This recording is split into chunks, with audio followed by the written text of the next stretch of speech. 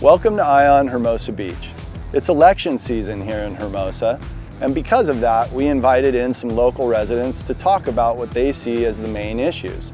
We also then invited in all 5 city council candidates to respond to those concerns and also provide them with a platform to speak directly to the voters. We hope that you learn a lot through this process. So I'm Cody, and I've lived in Hermosa for 54 years, and I'm the publisher of Easy Reader. Yeah, there are a couple things. One, they are proposing some dramatic changes, and two, they're very guarded, and they're controlling in a way that you expect corporate. Like if I call B of A, I can't get through to Kevin Campbell, who's my friend, even though I work there. But if I call City Hall, I kind of expect to get through to the chief or the city manager or somebody. And they actually, at the most recent city council meeting, reviewed a new policy, communications policy, which astonishingly says, and this is, I'm not paraphrasing, I'm pretty much quoting verbatim, it's inadvisable, the operative term is inadvisable, to talk about agenda items prior to a council meeting and with the press, or to talk about agenda items after the council meeting with the press. And it's like, I have to try to analyze what that means. What happened to calling up the councilman the day after the meeting and said, what'd you guys do last night? So, and it's just, I think, and their argument is, which they say in their communications policy, is to have sort of a unified voice. Well, councils aren't unified. The whole function of democracy is people arguing back and forth. So that is, to me, pretty disturbing. 2 other issues, and I think as a consequence of that, because there's not sort of like lively debate, you've got 2 really significant issues going on. One recently we wrote about is short-term vacation rentals. The city banned them in the residential districts in the coastal zone. The Coastal Commission has essentially said you can't do that. And when there have been 2 recent citations issued totaling $8,000 to 2 property owners who illegally rented units in the coastal zone. And the hearing officer, who's hired by the city, reversed the citations and says, this is an unenforceable ban. Now, I'm not saying I'm for or against short-term rentals.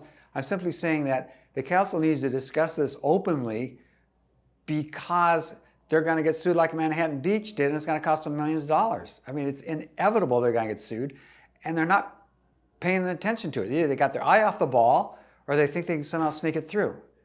And then another really significant issue, and it's really clever, there's this consultant in Manhattan Beach named Cosmont, this brilliant guy. And he's advocating what are called land value recapture projects. And Hermosa, through no fault of its own, it was mandated they had to find an additional 550 or so residences to be built by 2029.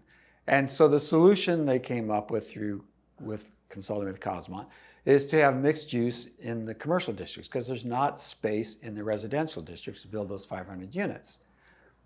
And mixed use it's been around for a long time. It's not real controversial. It's simply not been real successful.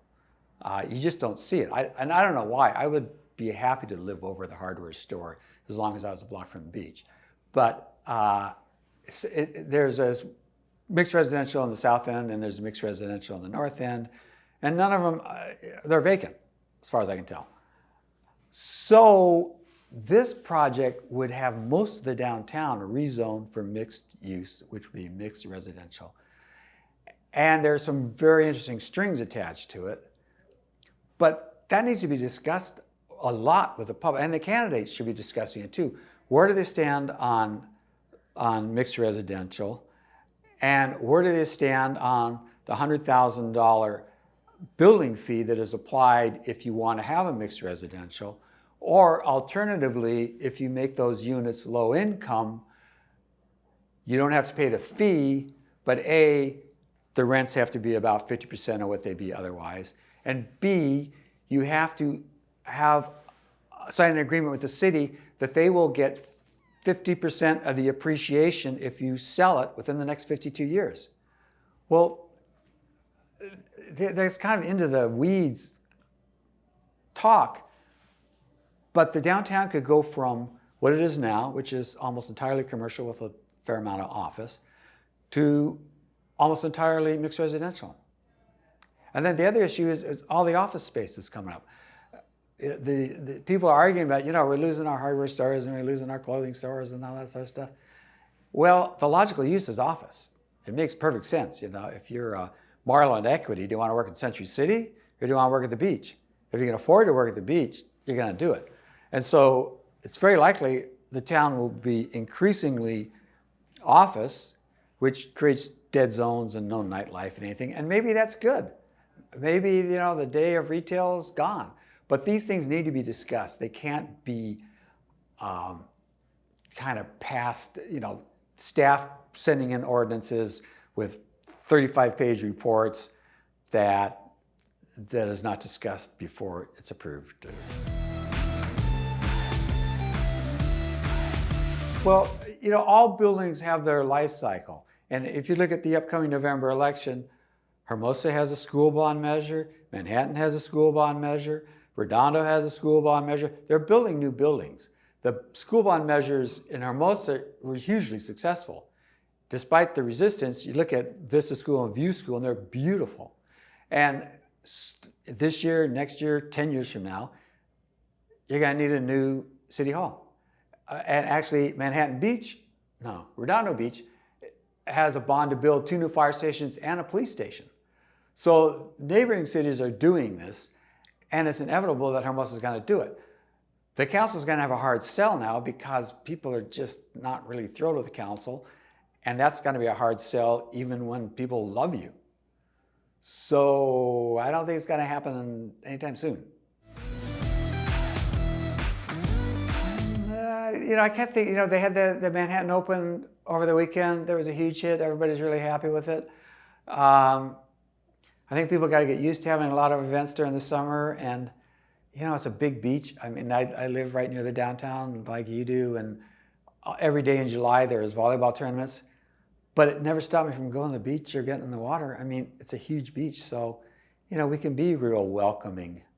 I think the short-term rental thing is a real interesting issue because the city staff does not want the residential areas to become, quote, lodging zones. And people can argue, I want to know my neighbors. I want to have my kids grow up with their kids. And that's not going to happen. But we do have Manhattan Beach to look at as an example, and someone should be doing a study. Manhattan is getting $1 million a year now from short-term rental, transient occupancy taxes. So it's not all bad financially for the city.